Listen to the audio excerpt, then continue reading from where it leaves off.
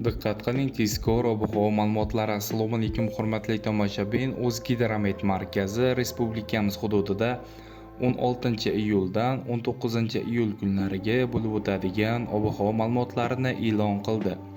Bunga ko'ra, Qoraqalpog'iston Respublikasi, Xorazm, Buxoro, Navoiy viloyatlarida havo biroz bulutli bo'ladi.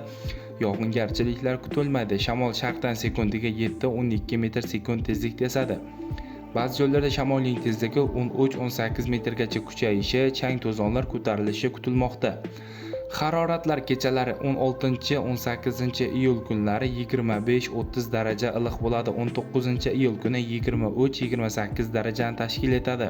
Kunduz kunlari 16-iyul kuni 40-45 daraja, 17-18-iyul kunlari esa 38-43 daraja, 19-iyul kuni 33-38 daraja iliq bo'lishi kutilmoqda.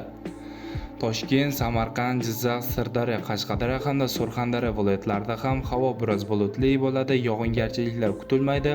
Shamol sharqdan sekundiga 7-12 metr/sekund tezlikda esadi. Ba'zi joylarda chang-to'zonlar ko'tariladi. Haroratlar kechalari 23-28 daraja iliq bo'ladi. Kunduz kunlari 38-43 daraja iliq bo'ladi. Qashqadaryo, Surxondaryo viloyatlarida esa bu harorat 41-46 darajagacha ko'tariladi. Ayrim joylarda bundan ham oshib ketishi kutilmoqda. Respublikamizning vodiy hududlarida, ya'ni Andijon, Farg'ona, Namangan viloyatlarida ham havo biroz bulutli bo'ladi. Yog'ingarchiliklar kutilmaydi. Shamol sharqdan sekundiga 7-12 metr/sekund tezlikda esadi.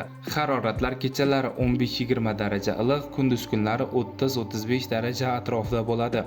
Sizlarga yetkazmoqchi bo'lgan xabarlarim shulardan iborat edi. E'tiboringiz uchun rahmat, sog' bo'ling, salomat bo'ling.